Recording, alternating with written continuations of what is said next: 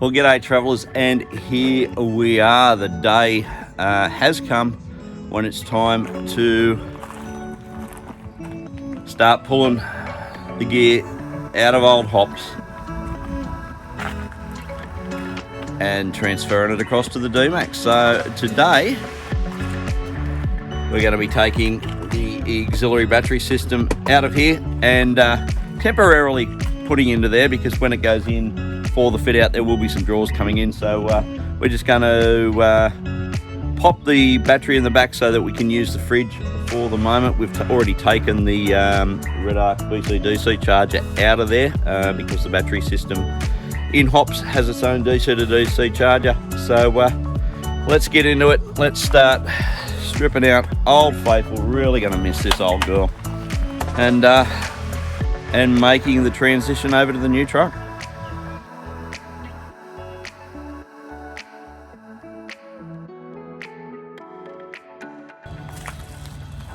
Well, the battery's out. Give it a bit of a clean up, and we'll mount it inside the tub.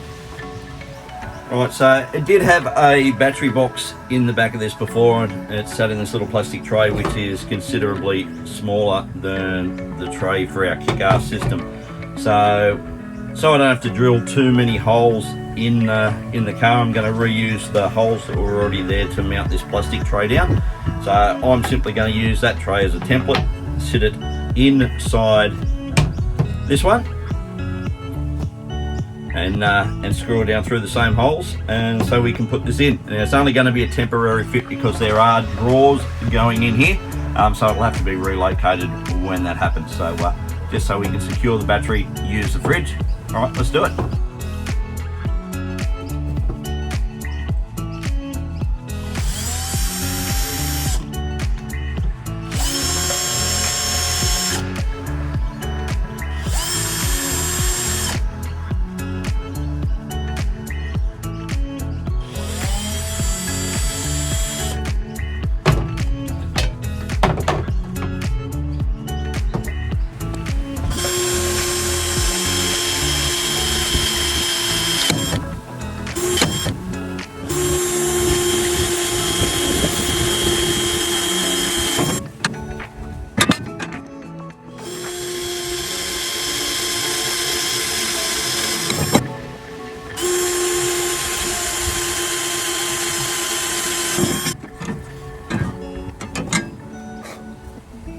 Righto, whack her in.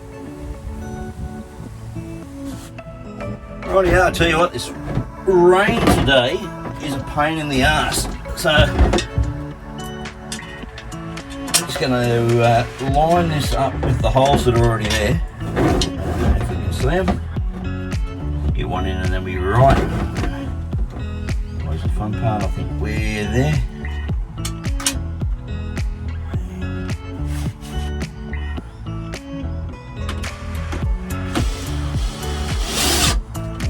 Down. Yeah.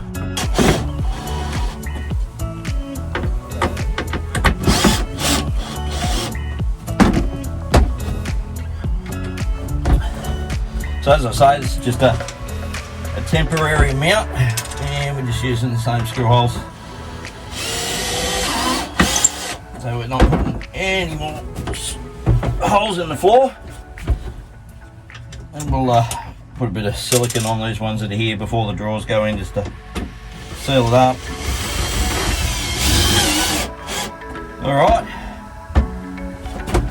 time to get the battery in.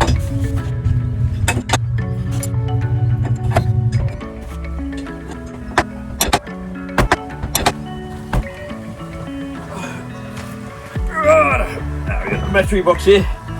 I'll just give the battery and everything a bit of a clean up before we throw it in. Now, this is the original Kickass battery that I put into hop, I don't know, 4 or 5 years ago. So it's still working okay. We are going to put a new AGM into it before we do our trip in April, but for the time being, and because this is a temporary mount, the battery's still working fine. I'm just going to give her all a bit of a clean up and chuck her in, connect her up, and we should have fridge.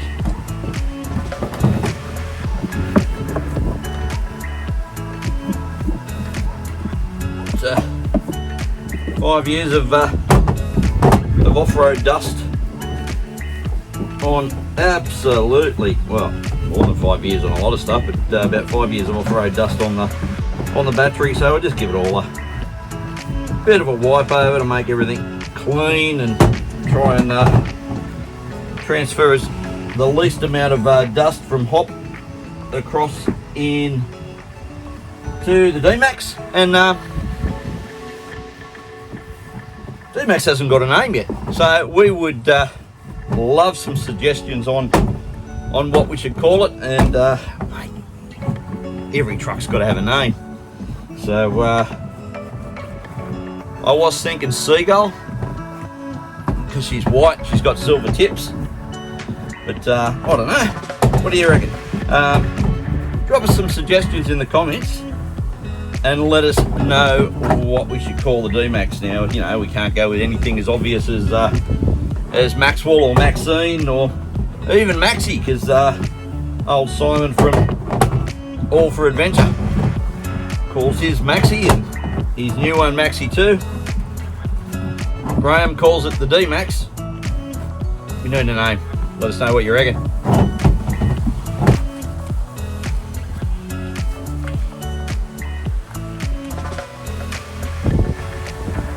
So a few people ask me, why are we putting the Kickass system into the Dmax if we're doing a full build? Why aren't we going a red arc system? Why aren't we going lithium?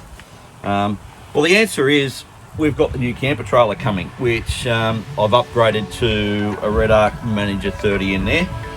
It'll have 200 amp hours of AGM, and I put the Manager 30 in to future-proof it, and so that we can make the switch to lithium when those original AGMs die. So the bottom line is we don't need a massive amount of 12 volt capacity inside the car. It's going to just run a fridge, and if we leave the camper trailer behind and venture off somewhere that's a bit too rugged to take the trailer, we can still have the fridge. And we're going to put the 12 volt oven and stuff in here, but this system worked perfectly fine in hop, and we did a lot of multi-week remote traveling and never ever had an issue. So big believer, if it ain't broke, don't fix it. And I'm a big fan of these Kickass systems. They are dead set simple to put in. I'm going to leave the hot wire in hop for whoever gets the old girl next if they decide to keep it on the road. So it's a simple job for them to put an auxiliary battery back into the back. I'm going to leave all the fuse block and lights and stuff already in there, so it'll be pretty simple for the next bloke. We've taken the VC-DC out inside here and just converted that across to an Anderson plug, so we've already got a hot wire running from the front to the back. And then it's just going to be a matter of plugging this thing in with the Anderson plugs, and at the moment we're only going to be running the fridge off it anyway. So yeah, it's a pretty easy trick, and I'm a big fan of these Kickass systems. I reckon they work really well, and they're super value for money. So I don't have any sponsorship from Kickass. We paid full retail for this thing. If they'd like to come on board, I'm more than happy. But I will happily recommend product that I think is good, and stuff that we use and stuff that's proven itself. And Kickass dual battery systems, this is one of the older ones, so it runs a projector DC to DC charger. The new ones that you get from them have their own DC to DC charger, and they are lithium compatible. So the new ones are even better, and I don't think they're a whole heap dearer. So for sort of $1,000, including a 120 amp AGM, you can have a dual battery system in the back of your 4B, and I reckon that's pretty good. Now these Kickass dual battery systems come all pre-wired, and they've got the 25 amp projector to DC to DC charger on them. They've got a whole heap of Andersons, so we've got unregulated solar input on this one. This is our alternator input here. We've got two outlet Andersons either side. Then on the front we've got a variety of sockets. So we've got they got a Merit plug there. We've got a SIG socket. We've got two SIG sockets. and we've got some dual USBs there, and also a voltage gauge. And I've actually added a little inverter, so it's just a little 300 watt inverter that I've added on there. I might have to no, actually that'll be all right, because I'll be able to access that from the Windows side. We might have to turn that around later on when we put it in with the drawers, but yeah, all comes pre-wired, pretty simple. Positive and negative onto your battery, hot wire from the front into your where are we, into your alternator input, and away she goes. So mate, it don't get much simpler than that. And yeah, as I said, almost 5 years of worry-free service out of this. So if you're looking for a good dual battery system, and look, I always had in mind a system that I could easily remove from Hop in the event that she was ever replaced, and that day has come, and that I could easily put into the next car, and that's exactly what we're doing. So I reckon in about another 20 minutes the Dmax will have a fully functioning dual battery system. Don't get much simpler than that, does it?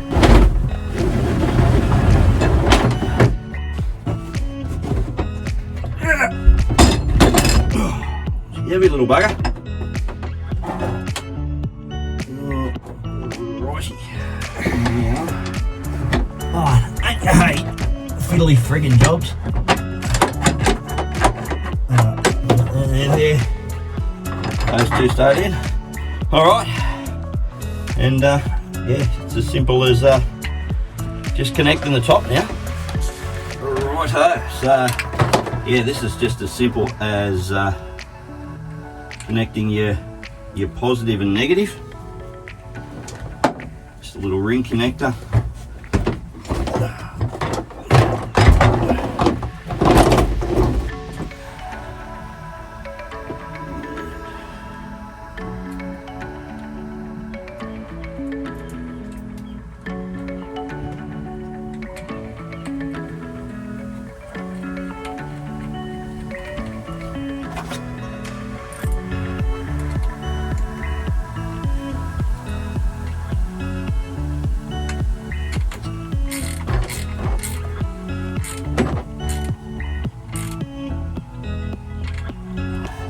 Positive done.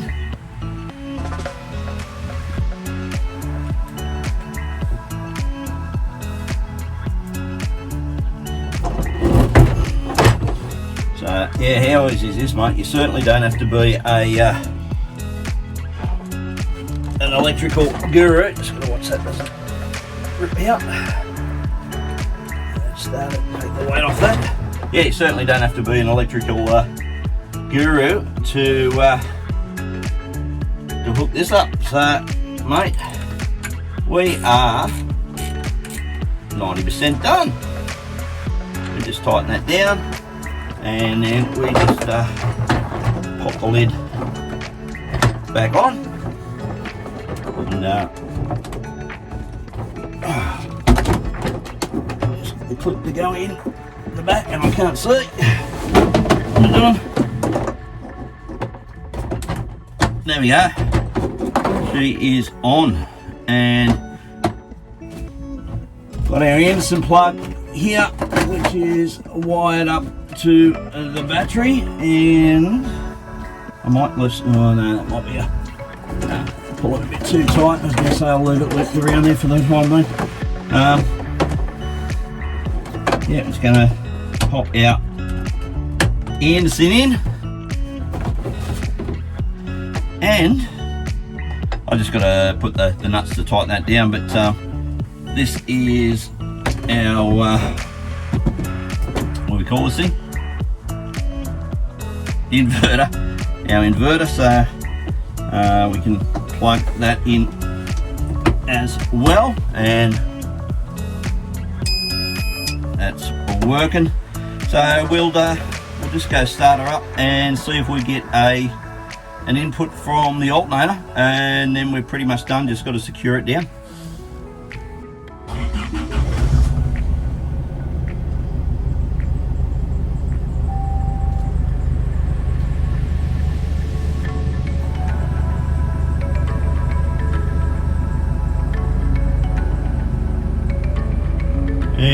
there we go. Got our alternator light come on. You should see our voltage start to jump up, not drop. That's a problem if it drops.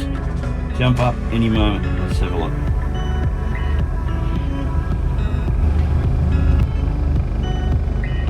And here we go.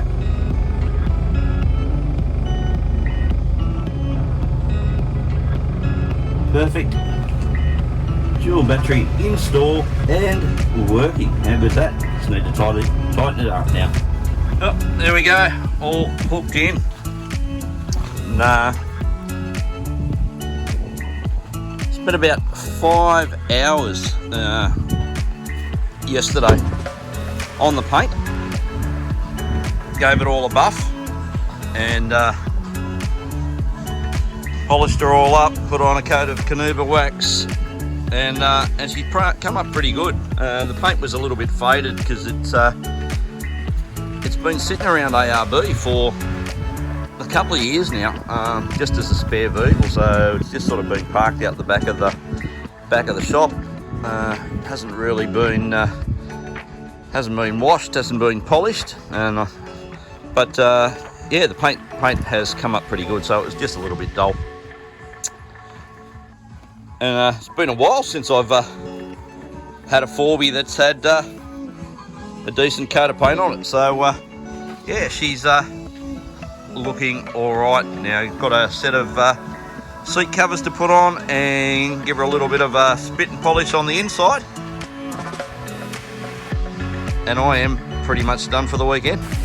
Ah, this bloody rain today is pissing me off a little. All right, looks like work comes to a standstill until she stops. The joys. Well, folks, doesn't look like this rain is gonna quit, so that sort of brings me to the end today. Luckily, I got the battery system all hooked up. A few little last minute things to do, but that can wait till it stops raining. Hope you've enjoyed the first installment of the Dmax build, even though it wasn't all that exciting. It will get better from here because we are headed in to ARB Moorebank for 6 solid days to turn that tidy little Dmax into an off-road adventures machine. So stay tuned for the next episode, and we will catch you all on the next episode of We Went That Away Adventures. Cheers, guys. Thanks for watching, guys. Remember, if you like what we do, smash that subscribe button.